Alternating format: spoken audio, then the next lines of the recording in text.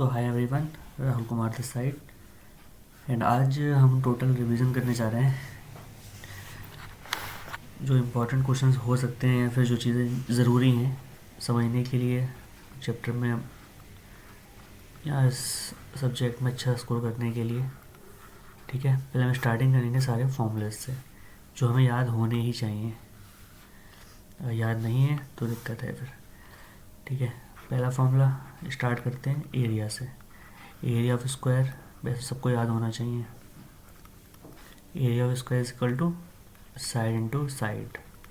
ठीक है, कोई एक रिवीजन है जिसे याद है उसके बाद भी वो एक बार देख लेगा या वो आगे बढ़ जाएगा। क्या है, टाइम बचा लेगा इतना, उसको टाइम कीमती है। तो area of rectangle L into B. L क्या होती है लेंथ और बी क्या होती है ब्रेथ। ठीक है, parameter of square that is 4 into side. इसके बाद पैरामीटर ऑफ रेक्टेंगल ये क्या होती है 2 इंटू एल प्लस बी। ठीक है, इसके बाद और आगे बढ़ते हैं। फिर एरिया ऑफ सर्कल आपके में है आई थिंक, हाँ, area of circle that is pi R square. Okay, and circumference of circle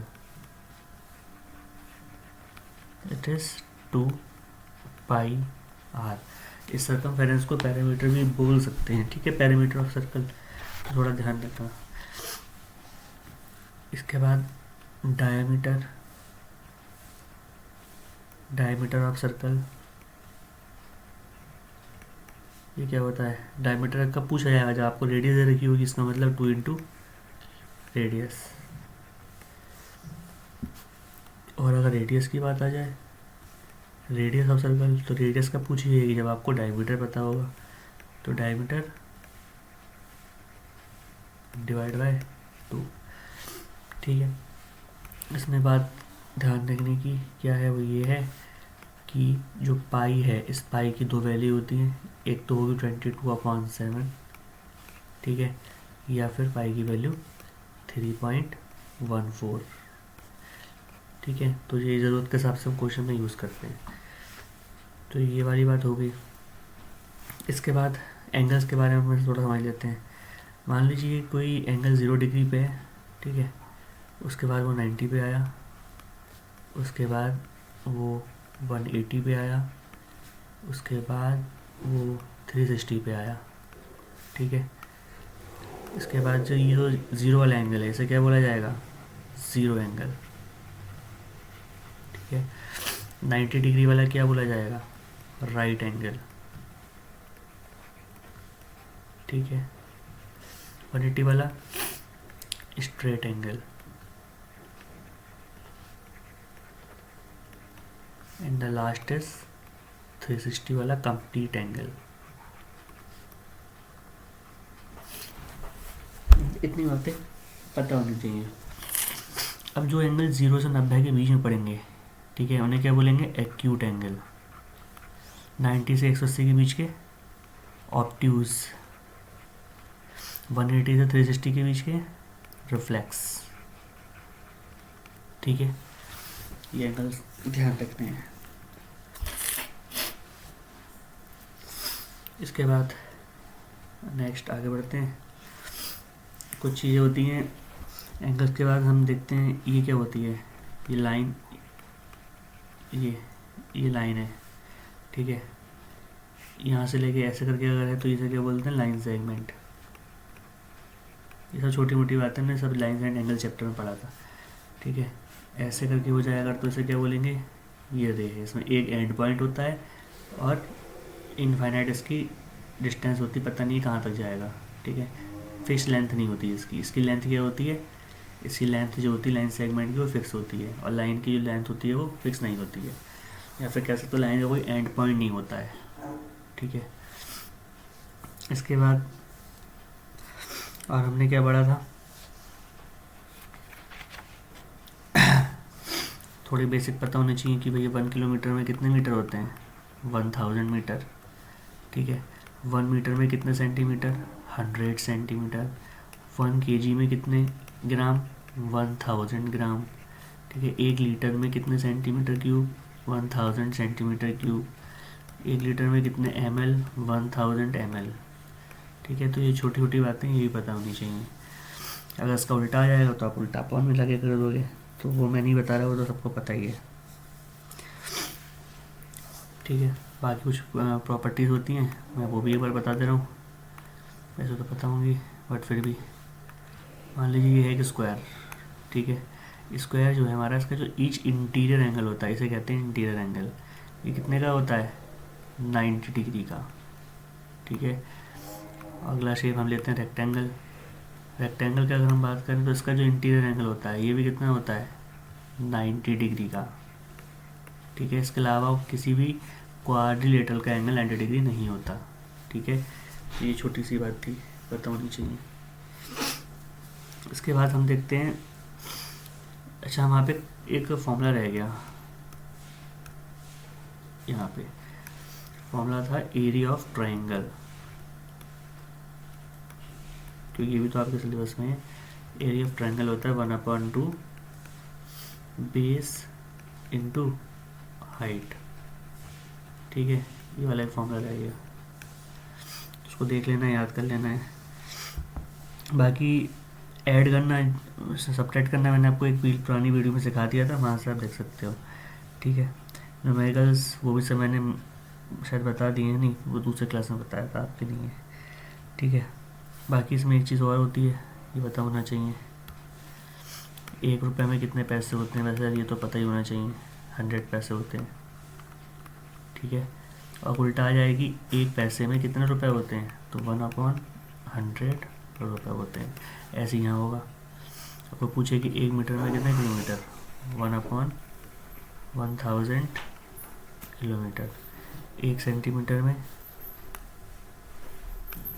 और 1 सेंटीमीटर में कितने मीटर, 1/100 मीटर। 1 ग्राम में कितने किलोग्राम, 1/1000 किलोग्राम। 1 सेंटीमीटर क्यूब में कितने लीटर, 1/1000 लीटर।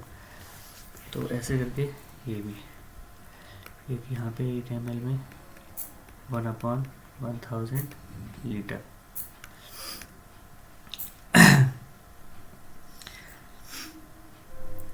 इसके बाद सिमेट्री की बात थी, सिमेट्री ये बताई गई थी पूरी। सिमेट्री में ये है ए, सबको पता है एक सिमेट्री होती है। इसके बाद ये है बी, एक सिमेट्री है। सी, एक सिमेट्री है। डी, एक सिमेट्री है। ई, एक सिमेट्री। एफ, इसमें कोई सिमेट्री नहीं है। जी, कोई सिमेट्री नहीं है। एच, 2 सिमेट्री हैं, एक जे और एक जे है। आई, 2 सिमेट्री हैं, एक जे है और एक ये है। जे, कोई सिमेट्री नहीं है। के, एक सिमेट्री है। एल, कोई सिमेट्री नहीं है। एल हो गया। एम, एक सिमेट्री। एन, कोई सिमेट्री नहीं। ओ, 2 सिमेट्री। पी, कोई सिमेट्री नहीं। क्यू, कोई सिमेट्री नहीं। आर, कोई सिमेट्री नहीं। एस, कोई सिमेट्री नहीं। टी, कोई सिमेट्री नहीं। यू, एक सिमेट्री होती है। अच्छा हाँ, ये तो भूल ही गए, इसकी तो सिमेट्री होगी। ठीक है, ये होती है। टी यू वी, एक सिमेट्री होती है। डब्लू, डब्लू उल्टा एम,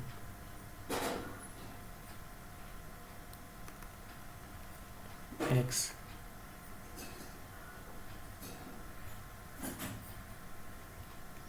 एक सिमेट्री है और एक सिमेट्री है, दो सिमेट्री। वाई, एक सिमेट्री। जेड,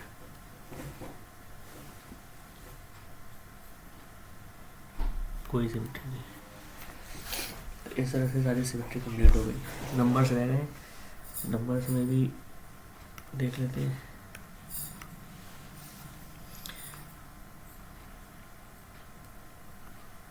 ये नंबर्स, कोई सिमेट्री नहीं, कोई सिमेट्री नहीं। एक सिमेट्री होती है। 4, कोई सिमेट्री नहीं।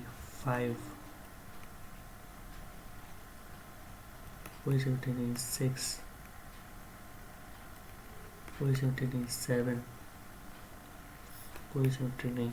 8,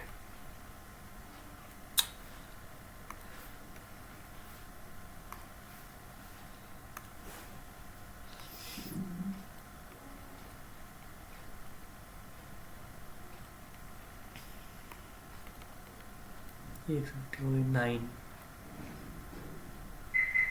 कोई सिमेट्री नहीं। बस यही होती है। 0 तो एक रह गया हूँ। 0 की बात करें तो उसमें दो सिमेट्री हो सकती है, ऐसे हो सकती है, ऐसे हो सकती है।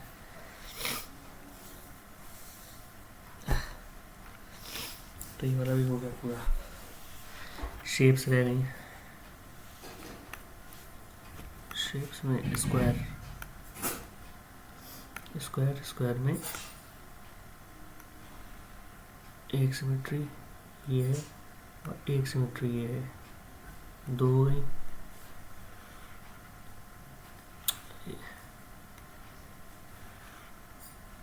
तीन, चार, स्क्वायर में 4 हो गई सिमेट्री। रेक्टेंगल में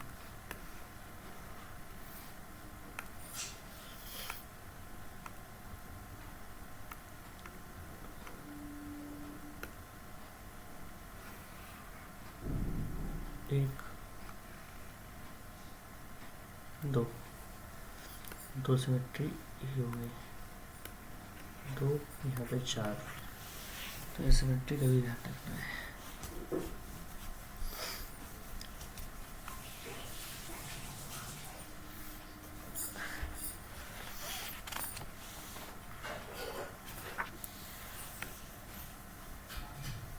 बाकी ये शेप, अरे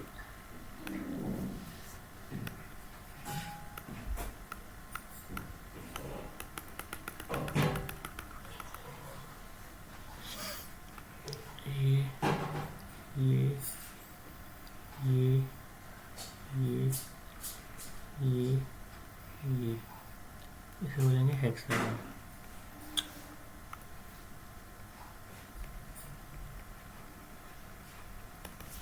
ठीक है, हेक्सागन। हेक्सागन में कितनी साइड होंगी? 6 साइड। सब दिख रहा है। इसके बाद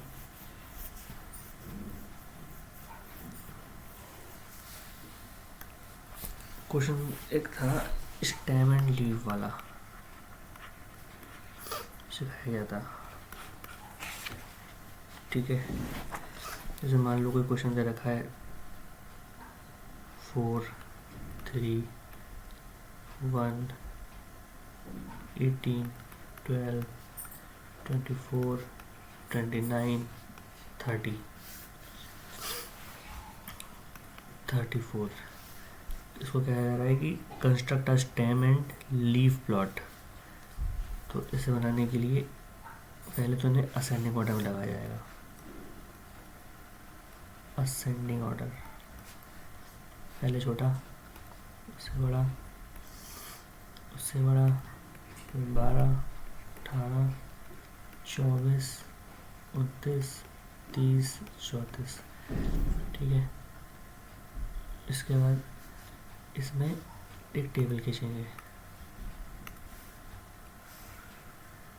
एग्जाम में टेबल खींचनी है।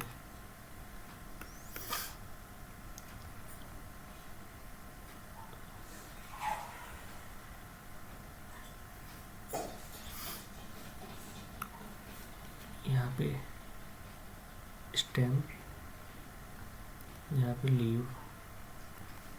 ठीक है। स्टेम, इस स्टेम में देखेंगे हम एक लाइन के नंबर, जैसे ये 1 3 4। तो यहाँ पे F1 का मतलब होता है 0 1, 3 का मतलब 0 3, 4 का मतलब 0 4। तो स्टेम क्या हो जाएगा? 0। अब इस स्टेम 0 स्टेम में लीव कितनी है? 1 3 और 4। ठीक है। अब यहाँ पे आओ, 1 वाले यहाँ तक केवल 2। तो 1 क्या है इसमें? स्टेम। और लीव कौन कौन है? 2 और 8, 2 और 8। यहाँ वाले में 2 स्टेम, लीव 4 और 9, 4,9। लास्ट वाले में केवल 2 ही है, 3, 0 एंड 4। तो इस तरह से लीव एंड स्टेम वाले क्वेश्चन होते हैं, बहुत आसान है। बाकी एंगल्स कंस्ट्रक्ट आने चाहिए करने।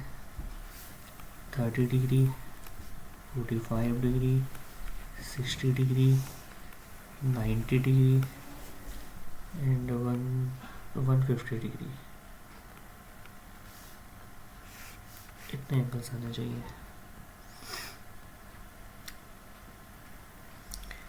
बाकी सारा बेसिक वही है, फॉर्मूला बेस्ड क्वेश्चंस क्लास में कराए हैं रिवीजन में, उसी के बेस पे करने हैं। इसमें कुछ नया नहीं है।